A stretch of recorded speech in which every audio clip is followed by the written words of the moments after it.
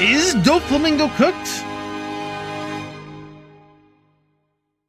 It's a great day here at Kekfilet's YouTube channel. I am the Kekfilet. Today, my video is just about Blue Doflamingo, EB01, and OP07 alike. Are we cooked? Is this the future? Is it good now? Is it good later? I want to answer all those questions. But before we do, I do have an advertisement for my own Patreon. I want to say thank you so much for these patrons for being patrons for me now. I am going to be doing a lot of guides for EB01 and OP07. I know EB01's already out, but it's going to be mostly OP07. Subscribe to that. You'll be seeing this in here, and definitely join the Discord. You can always join the Discord and join the discussion there going forward.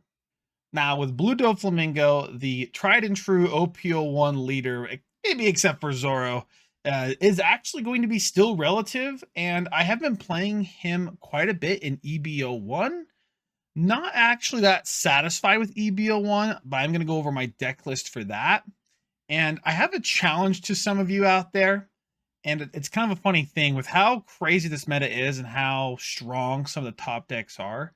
I have been finding a lot of fun to be had if you play mirror matches for these kind of funner decks. So maybe we'll have like an only Blue Doflamingo tournament on webcam at some point. That sounds like a lot of fun.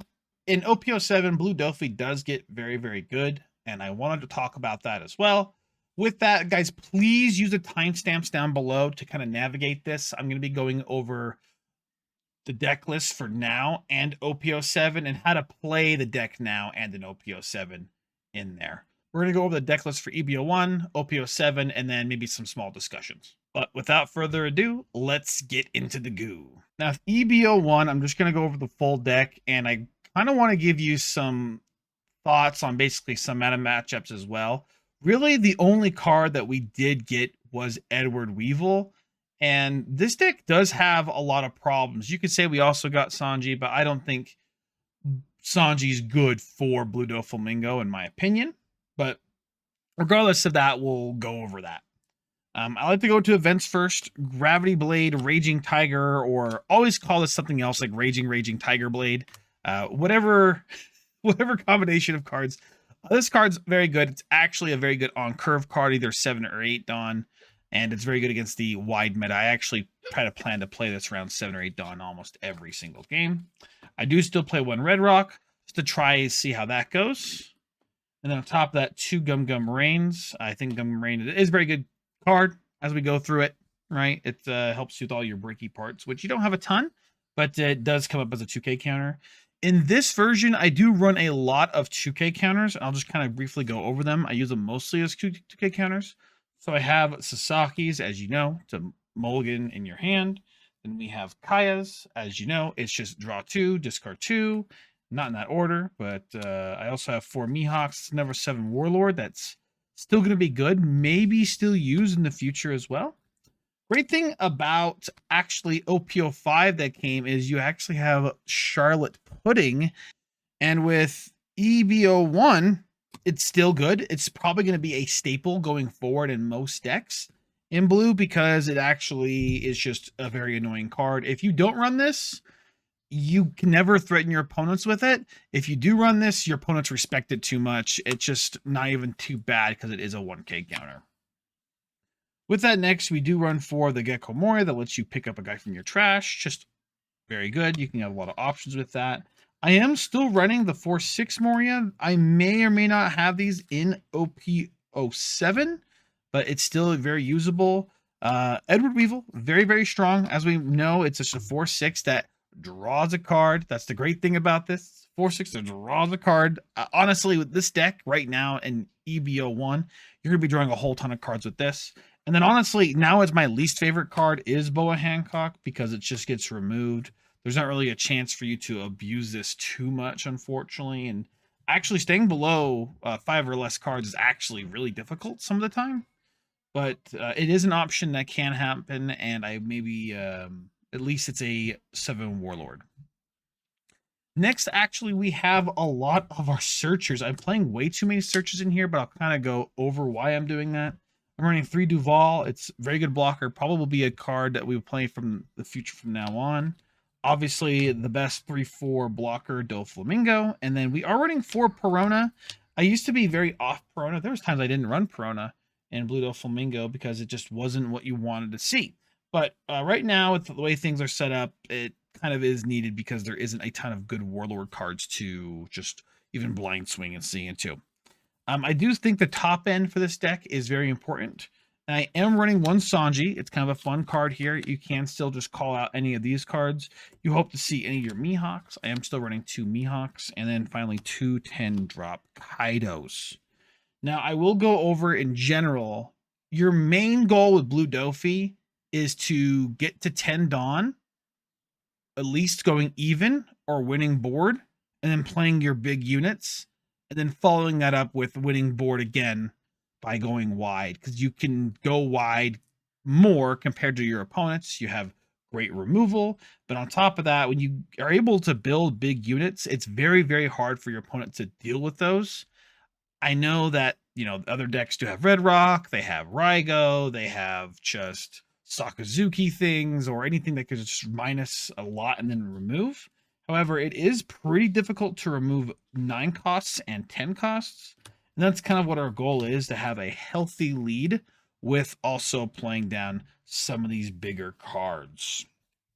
Now, going forward in OP07, it actually changes a little bit because we have actually a better finisher, and it's okay to go more wide. I maybe consider that more of a Zoro kind of play style of going wide, getting your opponent to 0, and then just, using Femur on them.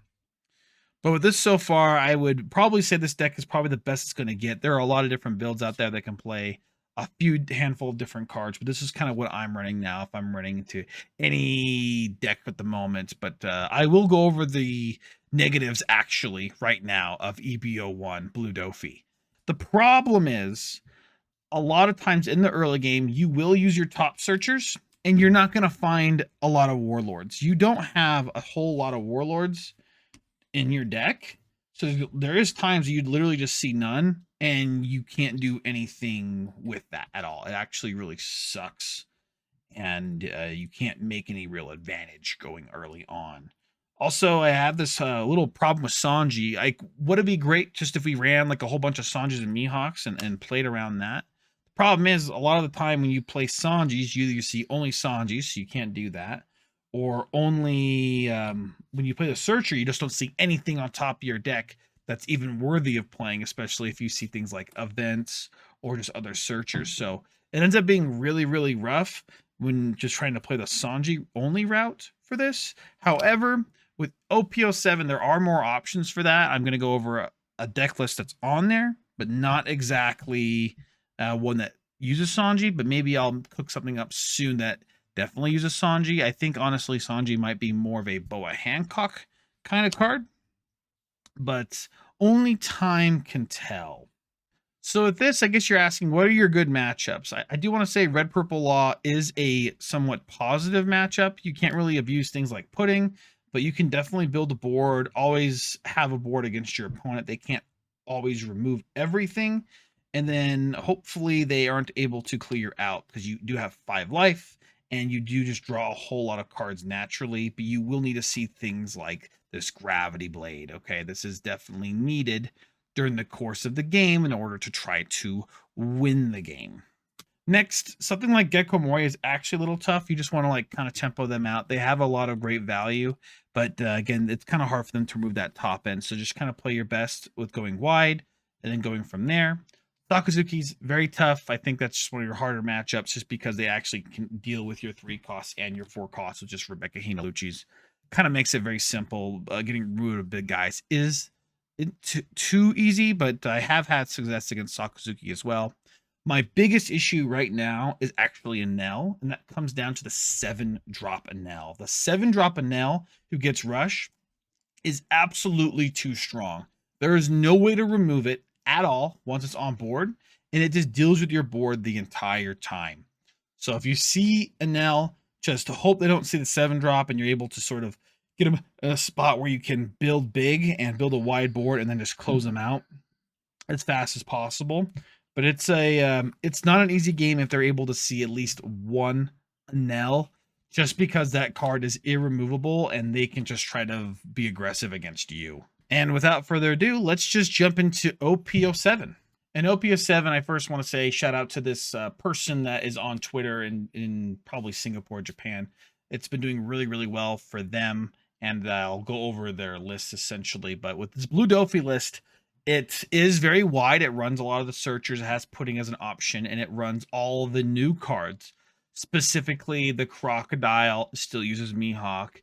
It still uses this. It actually does not use any of the 4-cost 6K Morias, but essentially it looks like it's a very obnoxious deck with still a lot of searching options. But the great thing is it does have this Boa Hancock. This Boa Hancock is very, very strong going forward.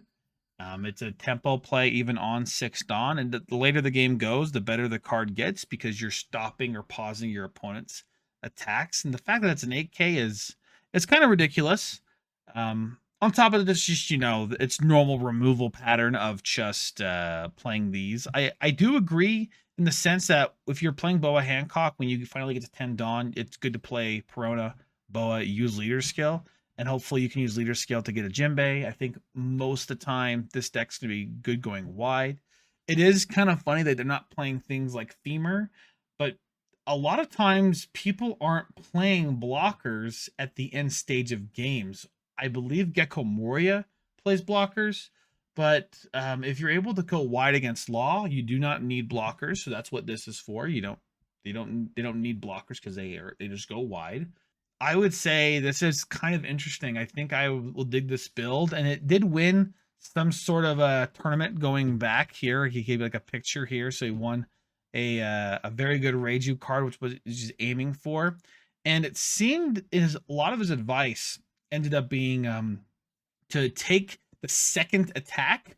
So just take attacks from your opponent and use the leader effect every turn. So you want to get value, you want to take your damage, right? Go down in life so you have a lot of juice in your hand to guard out.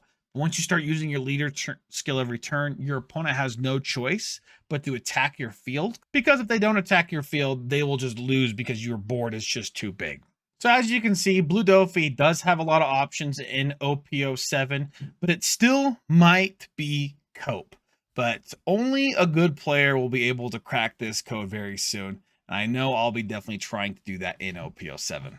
And that's it for the video. Again, I do want to say thank you so much for these patrons for patronizing, especially Wraith being one of my Chick W Prime members, and everyone else for buying me a chicken sandwich. I do appreciate that. Again, I will be having some guide videos out there again, but specifically with top players and my connections that I have going forward. So just be on the lookout for that. And if you're not already, make sure you guys go to my Twitter, follow me on Twitter. I'll be posting a lot on there. Well, hit that like button, smash the subscribe button, and we'll see you in the next video. Ciao.